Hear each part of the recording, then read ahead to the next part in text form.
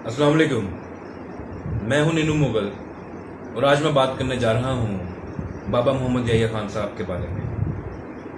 अव्यूज, आज के इस दौर में शायद ही कोई ऐसा इंसान होगा जो इस नाम से वाकिफ ना हो।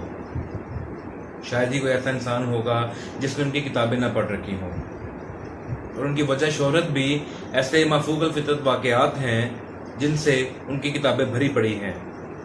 आप उनकी किसी भी किताब का कोई भी सफ़ा पलट कर देख लें, वो हैरत से भरपूर होगा।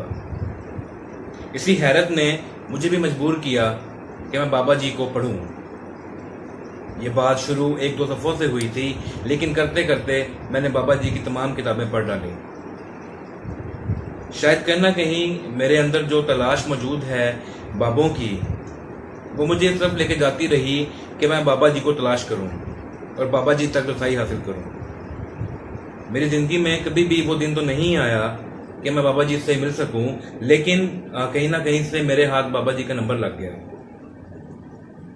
व्यूज, आगे बात करने से पहले मैं बताता चलूं कि मेरे एक बहुत ही जानने वाले हैं, उनको अरसा दराज से शायद कोई 20-22 साल हो गए हैं, उनको जादुई मसला है।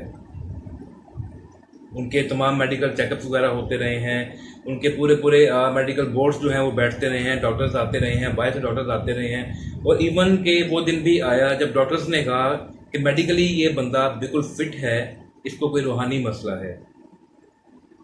तो मैंने जो बाबा जी को पढ़ रखा था, मुझे लगा कि शायद कहीं ना कहीं बाबा जी में वो काबिलियत, वो एबिलिटी मौजूद है कि शायद वो इस शख्स का इलाज कर सकें। इसी हवाले से मैंने बाबा जी को कॉल की। तो पहले तो मेरे में इतनी हिम्मत नहीं थी कि मैं बाबा जी से बात कर सकूं, और बाबा जी की मैंने आवाज़ सुन रखी थी उनके इंटरव्यूज़ में, तो एक हेलो से ही पहचान गया कि बाबा जी ही बात कर रहे हैं। बाबा जी से जब मैंने बात स्टार्ट की तो मैंने उनसे दुआ के लिए दरख्वास्त की, और उसके बाद मैंने बाबा जी से कहा कि बाबा जी, मेरा एक फ़लाँ फ़लाँ फ़लाँ जानने वाला है और वो इन मसाइल में घिरा हुआ है, और लोग कहते हैं कि शायद उनको किसी किस्म का कोई जादुई मसला है। इस बात पर बाबा जी बहुत ज़्यादा भड़क गए। बाबा जी कहते हैं कि तुम्हें शर्म आनी चाहिए, तुम मेरे साथ ये जो है किस तरह की फजूल बात कर रहे हो। मैं जिन्नात वगैरह में बिल्कुल भी यकीन नहीं रखता। मुझे बड़ी हैरत हुई कि यार, एक ऐसा शख्स जिसकी किताबें बिक ही इस बात पर रही हैं कि उसकी ज़िंदगी सारी ऐसे वाक़यात से भरी पड़ी है जो उनकी किताबों में दर्ज है। मैं कोई अपनी तरफ से बात नहीं कर रहा। और मैंने जब बाबा जी से इस हवाले से बात की तो बाबा जी सिरे से ही मुकर गए कि मैं इन बातों को नहीं मानता। अगर आपके पास कोई ऐसा मरीज मौजूद है जिसको जिन्नात का मसला है, तो किसी आमिल के पास जाएं। मैं इन बातों में बिल्कुल भी एतबार नहीं रखता। अच्छा, मैं उन दिनों नया नया बाबा जी से वाकिफ हुआ था, उनकी किताबें पढ़ रहा था, तो एक किस्म की समझ लें कि रूहानी जो है ना, उनकी मुरीदी में मैं चला गया था। तो खैर, मैंने इस कॉल के बाद जो है सोचा कि शायद मुझे बताने में कोई गलती हुई होगी, या मेरे बात करने का तरीका शायद गलत होगा जिस पर बाबा जी इतना ज़्यादा भड़क गए, या मुझे अपनी बात समझानी नहीं आई होगी। इसके बाद कुछ अर्सा गुजरा, ये शायद 2015 के बाद मैं आपको बता रहा हूँ। इसके बाद कुछ अर्सा गुजरा तो मैंने बाबा जी की उस दौरान सारी किताबें पढ़ ली थी। एक किताब जो बाबा जी की थी वो थी अपना ले बाबा अबा बेल। इससे पहले मैंने बाबा जी की जो काजल कोठा है वो पढ़ ली थी। मैंने उनकी पिया रंगाला पढ़ी थी, और जो बाकी की किताबें सारी पढ़ डाली थी। एक किताब को मुझे पता नहीं चल रहा था कि ये किताब किस नाम से पब्लिश हुई है, क्योंकि मेरे पास यहाँ मौजूद नहीं थी। अच्छा, दूसरी बात मैं बताता चलूँ कि आजकल के दौर में, सोशल मीडिया के दौर में, एक क्राइम बहुत ज़्यादा फैला हुआ है। क्राइम नहीं, मैं उसे कहूँगा कि शायद लोगों की मजबूरी है कि सब लोग जो हैं तरजीह देते हैं पीडीएफ फाइल को, कि कोई भी किताब हो, कोई भी नोट्स हो, कोई भी इल्मी किताब हो या अदबी किताब हो, कोई नावल हो, किस्सा कहानी हो, तो वो पीडीएफ में मिल जाए और वो मोबाइल में बासानी उसको पढ़ लें। क्योंकि अब वो दौर नहीं है कि आप किताबें अपने साथ लेकर जगह जगह फिरते रहें। हर बंदे का फोकस अपने मोबाइल पे होता है। 24 घंटे हम अपने मोबाइल को जो है वो देते हैं। तो कोशिश होती है कि कोई भी किताब जो है वो मोबाइल के अंदर ही हो, जब वक्त मिले हम उसको पढ़ लें। खैर, बाबा जी की जो किताबें हैं वो तकरीबन कोई 3 से 4 हज़ार रुपये से स्टार्ट होती हैं, उसकी कीमत जो है। और कोई भी अमीर ज़्यादा हो, अगर वो अपनी स्टूडेंट लाइफ के अंदर है, तो वो इतनी महंगी किताब अफोर्ड नहीं कर सकता, वो भी सिर्फ शौकिया तौर पर। शायद हम कोई एक आध किताब तो ले लेंगे, लेकिन किसी ऐसे बड़े राइटर की किताबें जो कि 5-5, 10-10 हज़ार रुपए की हैं, उसकी कलेक्शन कंप्लीट करना शायद मुमकिन नहीं होगा। मैंने भी बाबा जी की जितनी भी कुतब थी वो मैंने सारी पीडीएफ में ही पढ़ी हैं, तो मैं अफोर्ड नहीं करता। जब मैंने दूसरी बार बाबा जी को कॉल की तो बाबा जी से मैंने पूछना चाहा कि बाबा जी आपकी जो ये फलानी किताब है, आखिरी किताब जो मेरे इल्म में नहीं है, किस नाम से पब्लिश हुई हुई है, काइंडली मुझे उसका नाम बता दें, बाकी तमाम किताबें मैं आपकी पढ़ चुका हूँ। इस बात पर बाबा जी बहुत ज़्यादा खुश हुए और शाबाशी भी दी। तो बाबा जी ने बड़े प्यारे अंदाज में मुझसे पूछा कि तुमने जो ये मेरी तमाम किताबें पढ़ी हैं ये कहाँ पढ़ी हैं। मैंने सच बोल दिया। मैंने कहा बाबा जी मैंने आपकी जितनी भी किताबें हैं वो पीडीएफ में पढ़ रखी हैं। तो इस बात पर बाबा जी बहुत ज़्यादा भड़क गए।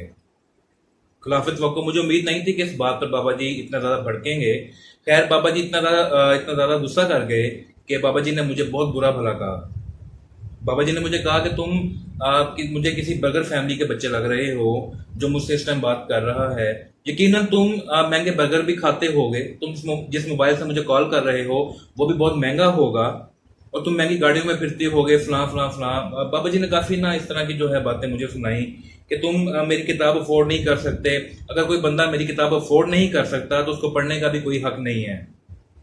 मुझे बड़ी हैरानगी हुई, और जो एक मुजस्मा मेरे आंखों के सामने बाबा जी का बना हुआ था, मेरे दिल में उनके जो एक वो कहते हैं ना कि एक वो पर्सनैलिटी जो थी वो नक्श हुई हुई थी, वो सारा जो था वो शीशे का महल वो किरची किरची हो गया उस दिन। मैं बहुत ज़्यादा हर्ट हुआ क्योंकि मैंने 1-1.5 साल जो है बाबा जी के पीछे सर्व किया। मैंने दिन रात बाबा जी के बारे में सोचा, दिन रात बाबा जी तक पहुंचने की कोशिशें करता रहा। इस कोशिश में लगा रहा कि यार कभी ना कभी कहीं ना कहीं सिर्फ चाहे 5 मिनट के लिए हो बाबा जी से मेरी मुलाकात हो जाए, लेकिन वो मुमकिन नहीं हो सका। खैर शायद इसमें भी कोई बेहतरी होगी। तो बाबा जी ने जो है वो बहुत ज़्यादा बुरा भला कहा मुझे, बजाय इस बात के कि मुझे जो है शाबाशी देते कि आजकल के दौर में जहाँ पर लोग किताबें पढ़ना बिल्कुल ही भूल चुके हैं, शायद नादरी कोई ऐसे लोग मौजूद होंगे जो अभी भी अदब से लगाव रखे हुए होंगे। तो बाबा जी ने जब ये बातें मुझे सुनाई उसके बाद मैंने जैसा बताया कि मैं बहुत ज़्यादा हर्ट हुआ। तो मुझे समझ नहीं आया कि यार ये अब जो बाबा जी ने जो लिखा हुआ है वो सही है, जो हम पढ़ चुके हैं इनकी महंगी किताबों में वो सही है, या बाबा जी ने जो मुझे कॉल पे कहा पहली कॉल पे कि मैं जिन्नात वगैरह को नहीं मानता वो सही था। मुझे इस बात पर सोचने पे मजबूर कर दिया बाबा जी ने। उसके बाद दूसरी बार जब मैंने बाबा जी को कॉल की, जैसा मैंने आपको बताया कि बाबा जी बहुत ज़्यादा गुस्सा कर गए इस बात पर कि मैंने उनकी किताबें पीडीएफ में क्यों पढ़ी हैं। मैं जानता हूँ ये सही नहीं है, गलत है पीडीएफ में किसी की किताब पढ़ना, लेकिन मेरे ख्याल में बाबा जी को किताब बेचने से ज़्यादा इस बात पर खुश होना चाहिए कि यार कुछ लोग हैं, मौजूद हैं, नई नस्ल के लोग मौजूद हैं जो अभी भी किताबें पढ़ रहे हैं और उनकी इतनी मोटी मोटी किताबें पढ़ रहे हैं। खैर ये थी मेरी सोच, मेरे साथ गुजरा जो वाकया हुआ है वो मैंने आपको बताया। आप लोग बाबा जी के बारे में क्या सोचते हैं, क्योंकि आप लोगों ने भी बाबा जी को पढ़ रखा होगा। बहुत सारे लोग मौजूद होंगे जो बाबा जी को एक बहुत अलग लेवल पर लेकर जाते हैं, जैसे मैं लेकर गया। और अभी भी यकीन करेंगे इस सारे वाकयात के बाद, इन दोनों वाकयात के बाद मैं अभी भी बाबा जी को अपना रूहानी गुरु मानता हूँ। मैं बाबा जी से बहुत कुछ सीखा भी है, और कुछ उनकी ऐसी बातें उनकी किताबों में दर्ज हैं जो मैंने उसके बाद स्टडी किया अपने तौर पर और उन बातों को सही पाया। हालांकि वो काफ़ी वाकयात इस तरह के हैं कि अगर आप एक आम इंसान को बताएंगे वो यकीन नहीं करेगा, लेकिन यकीन करें तो उसमें से काफ़ी सारे वाकयात इस तरह के हैं जो मैं अपने तौर पर तो सही साबित कर चुका हूँ। खैर आपकी क्या राय है इस बारे में, आप लोग क्या सोचते हैं बाबा जी के बारे में? प्लीज़ अपनी राय से मुझे आगाह कीजिएगा, नीचे कमेंट कर सकते हैं आप। और अगर आप इख्तिलाफ करते हैं मेरी बात से तो खुदारा मुझे बुरा भला कहने की बजाय मेरी इस्लाह कीजिएगा। बहुत शुक्रिया।